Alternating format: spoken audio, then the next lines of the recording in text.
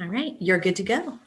All right, thank you, Tiffany. Good afternoon. I'm Bob Call. I'm the city manager here at the city of Roanoke, and want to welcome you to however you're viewing this, either live on Facebook or through a recording. And thank you for joining us. What we're doing is this time of year, we're beginning to help the council prepare for the budget, which is always an important part of the year for us. And in Roanoke, the budget is actually created by my office in cooperation with a whole bunch of other people in the city. And we deliver that to the council for their review and public hearing and then ultimately action. However, along the way, every month with council, we actually have a briefing that we do to kind of share with them a couple of different really important topics and begin hearing from them some of their response to that or input about that. And just earlier this month, actually in January, we had one of those, the first briefing actually, and it always starts oriented around our real estate assessment process and program. And there's a bunch of reasons for that I think you'll hear through the presentation today. As a part of that effort this year, what we wanted to do was increase access to that information by the public. That briefing is always done live at the council meeting and available as well on RBTV and other means.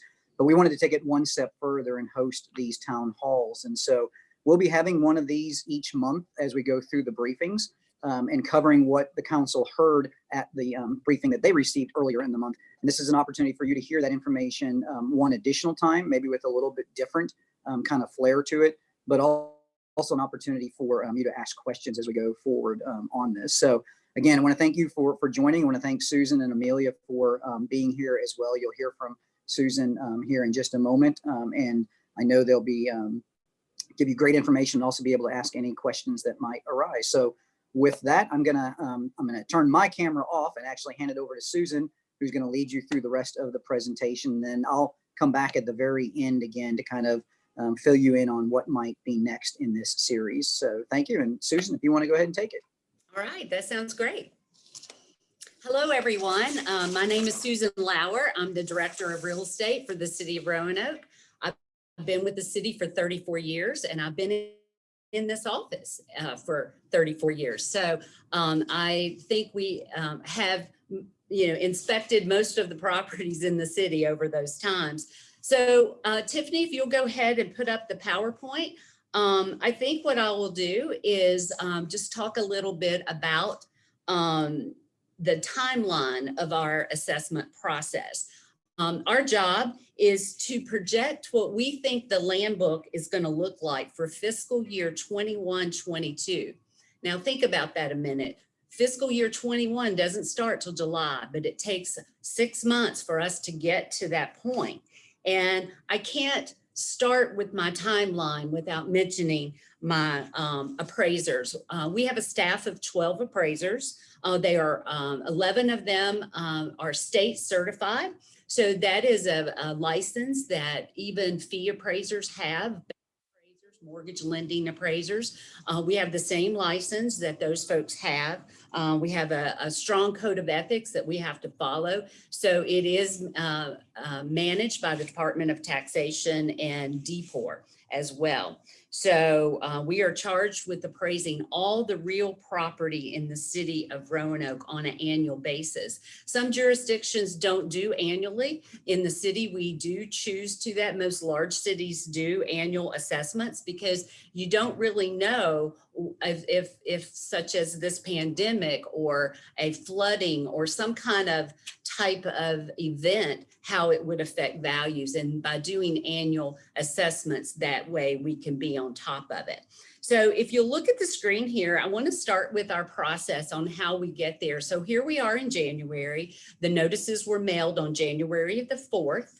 And what you need to know is the first city council meeting of every year is when we present our real estate projections. Our as of date is 1/1 of each year, January 1 of each year. So that is an ordinance in our city code that we have to appraise the properties as it looked on January the 1st.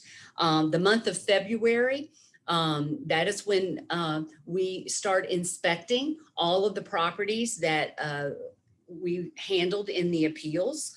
So far, right now, we have 75 appeals. 10 of those are commercial and the rest are residential. That's kind of normal about this time.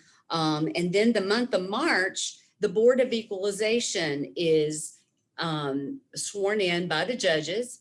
And so if you don't like our assessment and you appeal your assessment and you don't like what we determined is the market value, you can appeal to the Board of Equalization. And they are a member of 3, and we are very fortunate in Roanoke that we have 3 really good board members that are real estate agents and appraisers. And so they usually are sworn in around the 1st of March, and then they begin their appeal process at that time.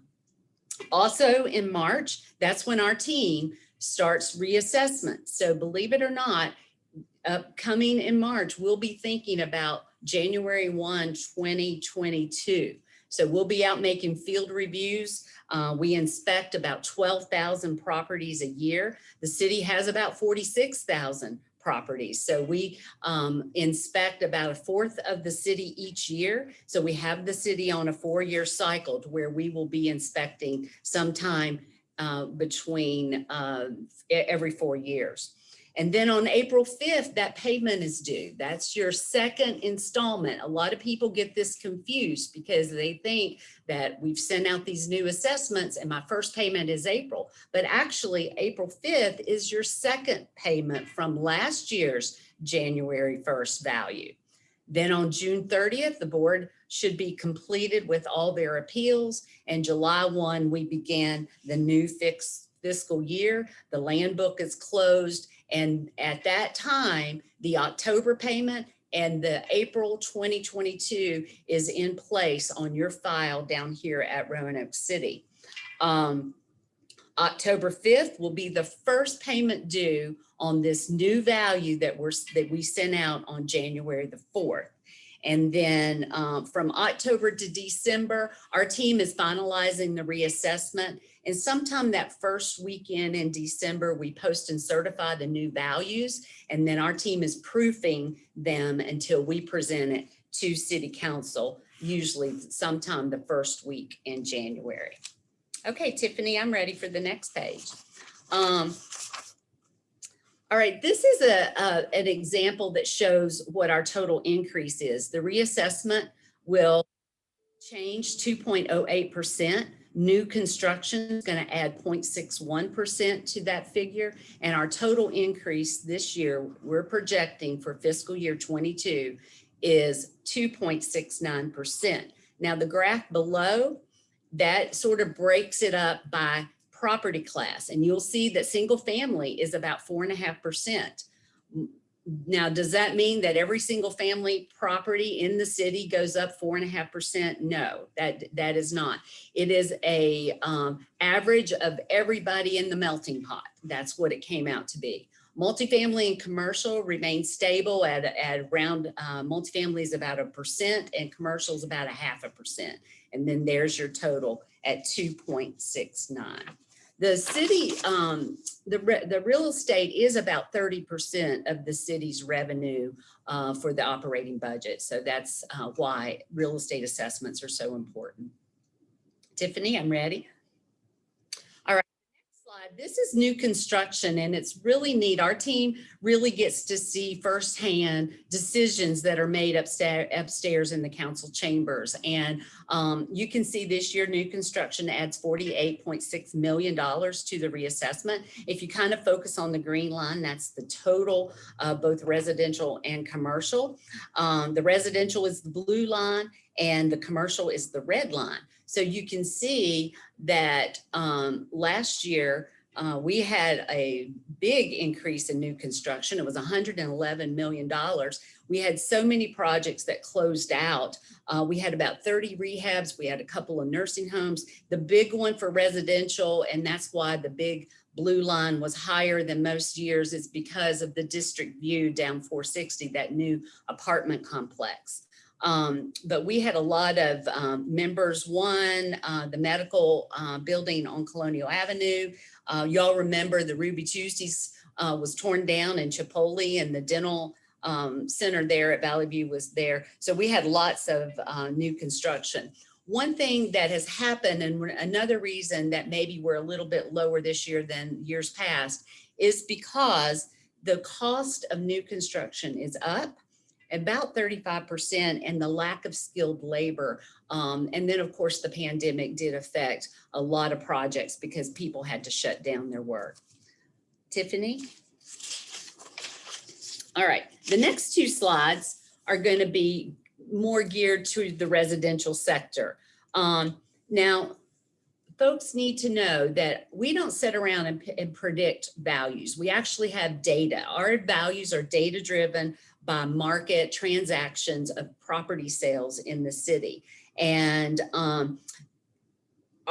we qualify the sales. So let's look at this 2020 graph here. There were 2,684 sales recorded in Roanoke City Courthouse.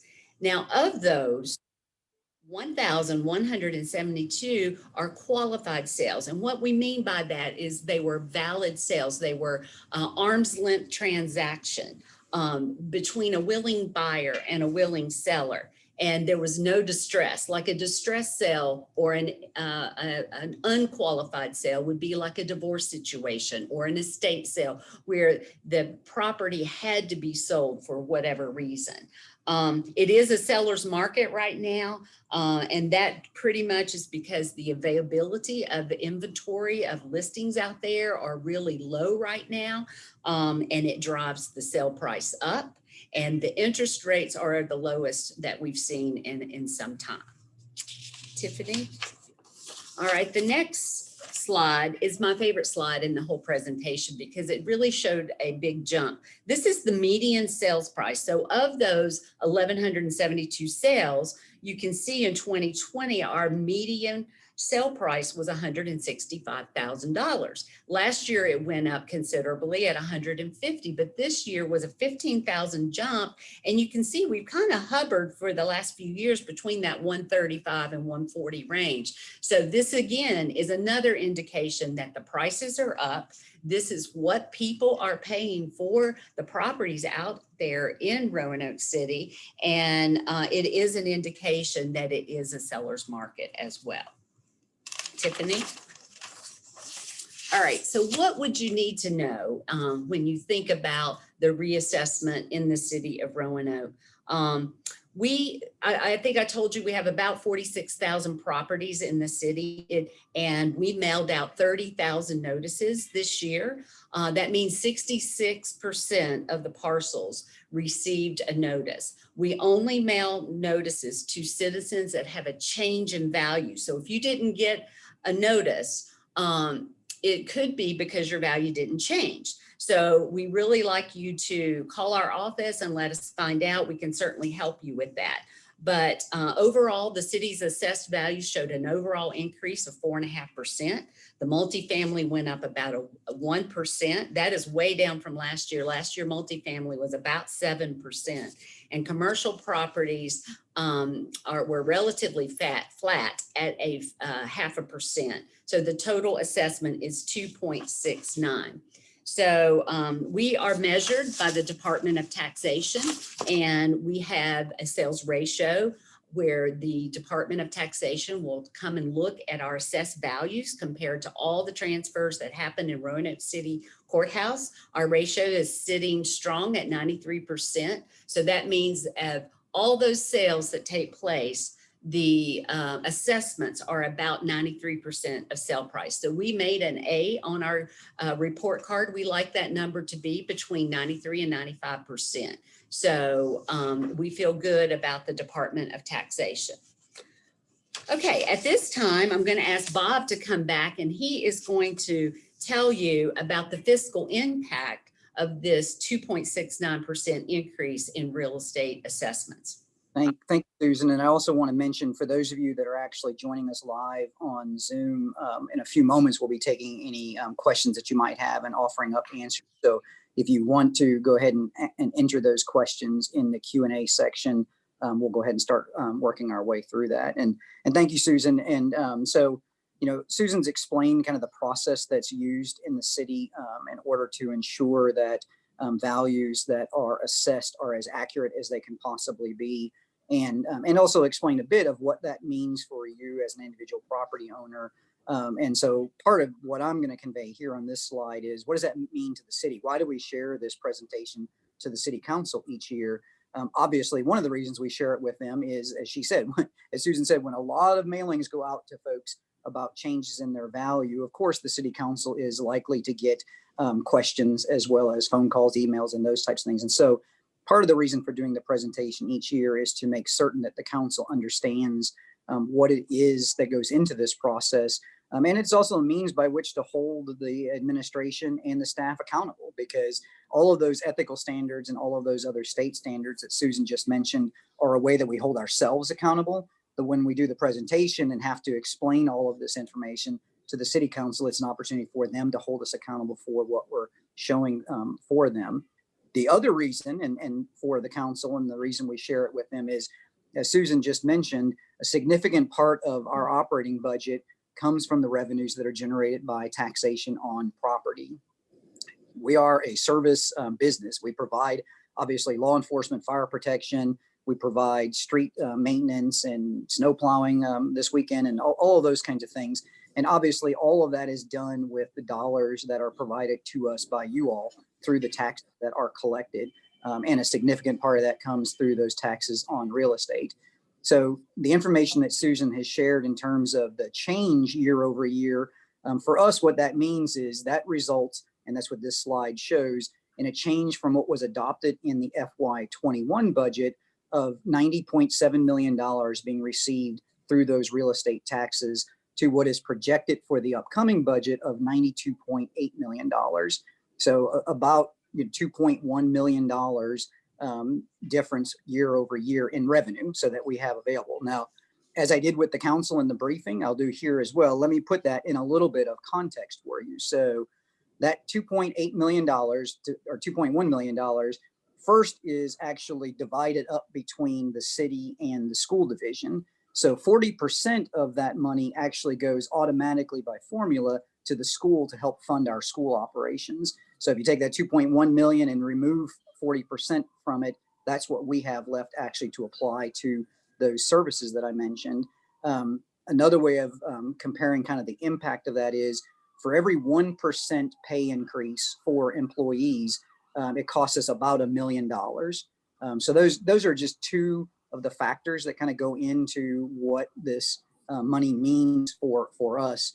And of course, obviously we're always pleased to see in the city that values are going up, and therefore so are revenues that are collected, so we can provide even more or better services to the city. At the same time, our growth is modest, and that growth does generate a fairly small amount of revenue in the scope of what it is that things cost for the city as we move forward. So I just wanted to share this slide with you all, so that there was a sense of understanding, again, the difference year over year, and an idea of what that actually is capable of purchasing with those revenues.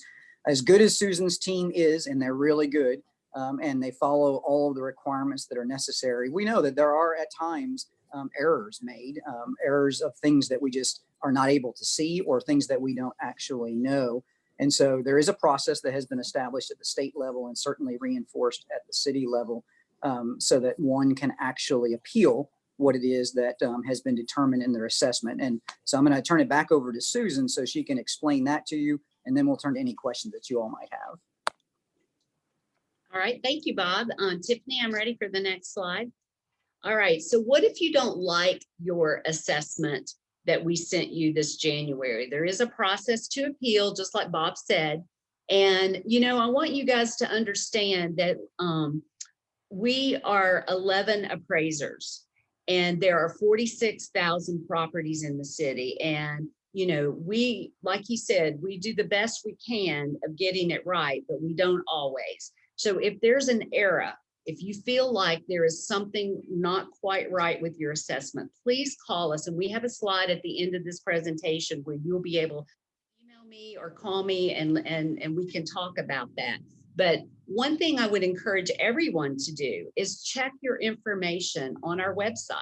Our website is wonderful. We have wonderful, smart people in the GIS website available to you. And we get 2.5 million hits a month on our website.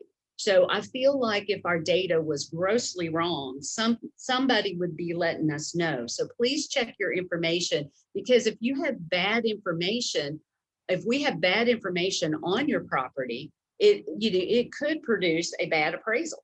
So let's check your information. Now, one thing is the deadline to appeal is coming up February the 1st. So that's one thing you need to know.